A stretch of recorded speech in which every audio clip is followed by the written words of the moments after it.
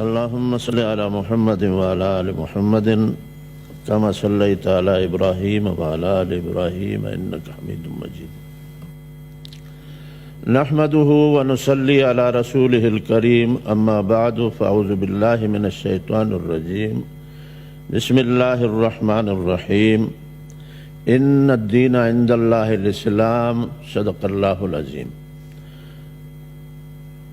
باب قول الله ونضع الموازين القسط ليوم القيامة وأن أعمال بني آدم وقولهم يوزن توزن. جناب چیئرمین صاحب، حضور اکرم صلی اللہ علیہ وسلم نے فرمایا کن فی الدنیا کا انک غریب. دنیا میں وقت ایسے گزارو جو کوئی مسافر ہوتا ہے، کہیں منزل کر لی، آگے اس کو جانا ہے. تو اس دنیا میں ہم آئے ہیں، یہ ہماری آخری منزل نہیں ہے، درمیانی منزل ہے.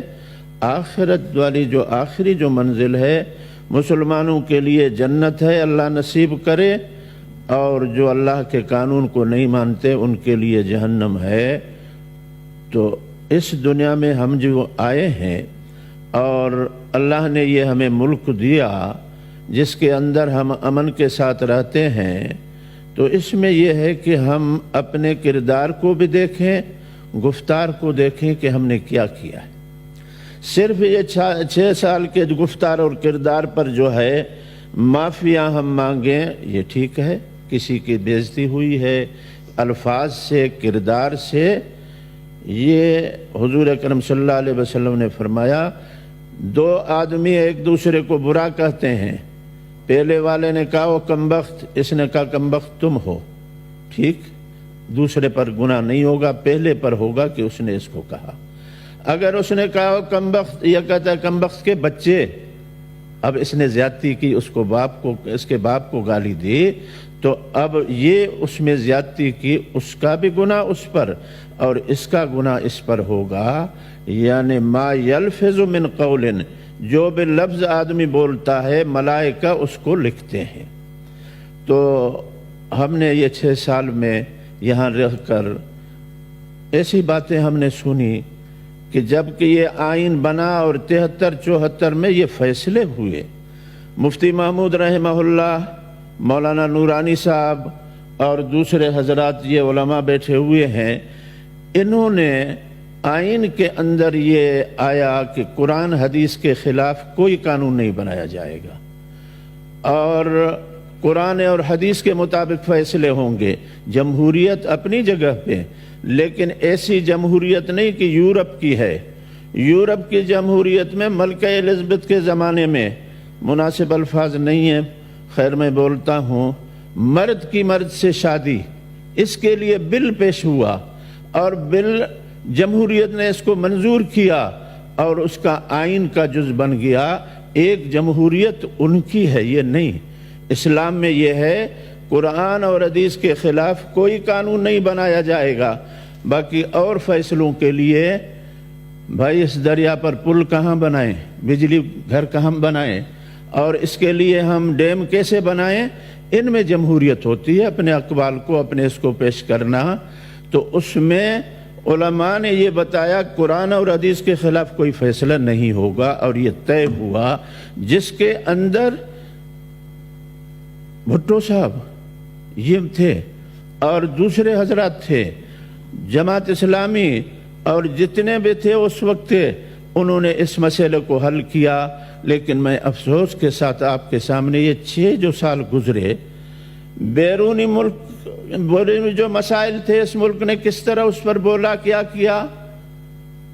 مجھے یاد ہے کہ پہلے 65 سے پہلے ترکی، ایران، سعودی عربیہ، پاکستان کا اتحاد تھا. جب ہمارے اوپر مصیبت آئی تو ان ملکوں نے ہمارا ساتھ دیا. اور اب جب کشمیر پہ انڈیا نے قبضہ کیا تو میں نے اندر نظر کی ملک میں مجھے کوئی ایسا بولنے والا نہیں ملا. ویسے یوں کریں گے وہ کریں گے، لیکن عملی کردار کچھ نظر نہیں آیا. اس وقت ہمارے اوپر جو مصیبت آئی اس پر ہم نے دبئی کے طرف دیکھا، سعودی عرب کے طرف، ترکی کے طرف، ایران کے طرف، انہوں نے ہمارا ساتھ دیا. اب جب کشمیر ہم سے چلا گیا تو اس میں میں نے کہا چلو دیکھتے ہیں یار یہ ہمارے ساتھ دبئی والے مدد کریں گے. ان کی تصویر آئی اور دبئی والا جو ہے امیر ہے وہ شال پہنا رہا ہے مودی کو. میں نے کہا انا للہ، اب کیا ہوگا، چلو دیکھتے ہیں سعودی عرب والوں کو. ادھر نظر کی، تصور کیا تو وہ بش کے ساتھ بیٹھا ہوا ہے صاحبزادہ جو ہے. اب یہ حالت بیرونی ہماری ہوئی. کشمیر وہ ہے جس کے متعلق قائد اعظم نے کہا تھا، انہوں نے کہا کہ یہ شہرگ ہے پاکستان کی.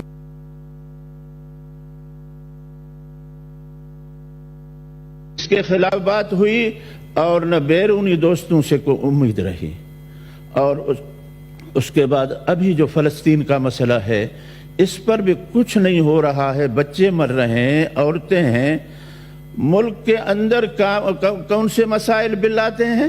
ٹرانسجنڈر کا بل آتا ہے اور منظور ہو جاتا ہے، پھر اس پر بحث شروع ہو جاتے ہیں. اور کون سے بل آتے ہیں کہ جی 18 سال سے پہلے شادی نہ ہو نہیں تو یہ جرم ہو. اچھا یہ بل بھی آیا، منظور ہوا نہیں ہوا اپنی جگہ پہ. بل آیا کہ 18 سال سے پہلے کوئی جو ہے وہ مسلمان ہوگا اس کا ایمان قبول نہیں ہے. ایسے بل آئے کہ میں کیا بتاؤں آپ کو. ان پر الحمدللہ ہم نے گفتگو کی اور ہماری جماعت کا جو موقف ہے اس کو ہم نے ادھر پیش کیا، بلکہ اسلام کا جو موقف ہے جو دین نے ہمیں سکھایا ہے.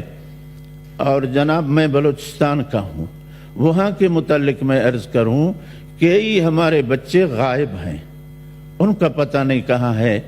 اور ان کے متعلق ہر وقت یہاں ہمارے ساتھیوں نے بات کی ہے، میں نے بھی باتیں کی ہے.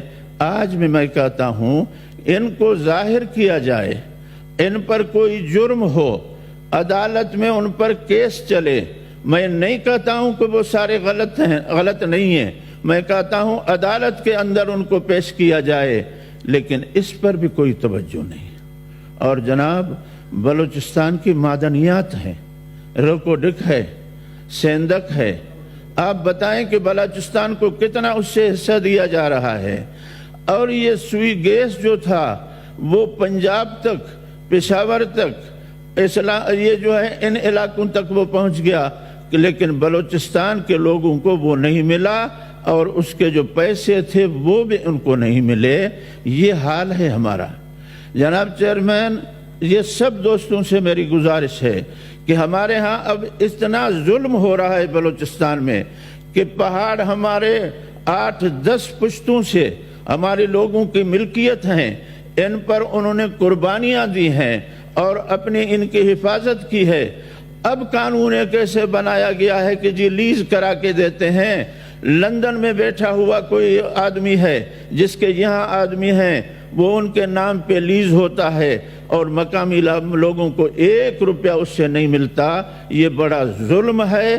میں آپ کو جاتے ہوئے یہ کہتا ہوں کہ یہ برداشت نہیں ہوگا. آپ تعجب کریں گے، اگر میرے پاس وہ تصویریں ہوتی میں آپ کو دکھاتا کہ عورتوں کو جہاں وہ اس میں لیز میں چلا گیا، ان کے گھر کس کے ہوتے ہیں؟ یہ جھگی بناتے ہیں، خیمہ لگاتے ہیں. خیمے کو باندھا اپنے اونٹوں پر اور اس کے جو ہیں اپنے خیمے کے جو لکڑیاں ہیں اور ان کو اٹھا کر اپنے کندھوں پر روتی ہوئی ان پہاڑوں سے اترتے ہیں. خدا کا ڈر ہو، ایسے نہیں ظلم کی وجہ سے کوئی خدا کا قہر نہ آ جائے ایسے لوگوں پر جو توجہ نہیں دیتے. اور حضرت میں نے جو ہے یہ باتیں آپ کو بتائیں. معدنیات بھی ہے اور ملازمتوں میں بھی بلوچستان والوں کے ساتھ زیادتی ہوتی ہے. کوئی اپنا جا کر وہاں کوئٹہ میں اپنا بنوا لیتا ہے کہ میں بلوچستان کا ہوں، دوسرے صوبے کے ہوتے ہیں، بس وہاں نوکریاں وہ لے لیتے ہیں. اگر کوئی افسر چلا جاتا ہے وہاں چپراسی کی اس کو ضرورت ہے، اپنے علاقے کا چپراسی اپنے ساتھ لے جاتا ہے. ملازمتوں میں بھی ہمارے ساتھ ظلم ہے اور معدنیات میں بھی ہم پر ظلم ہو رہا ہے اور ہمارے بچے بھی غائب ہیں.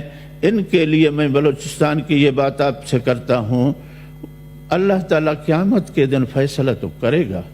یہاں تک آتا ہے حدیث میں ایک بکری ہے، یہ مکلف نہیں ہے، دین کے پابند نہیں ہے، سینگ والی بکری نے اگر بے سینگ بکری کو ٹکر ماری ہے ظلمن تو حضور صلی اللہ علیہ وسلم نے فرمایا ان کے سینگ لے کر اس کو جس کے سینگ نہیں تھے جس پہ اس نے ظلم کیا وہ سینگ اس کو دے کر اس کے بدلہ لیا جائے گا۔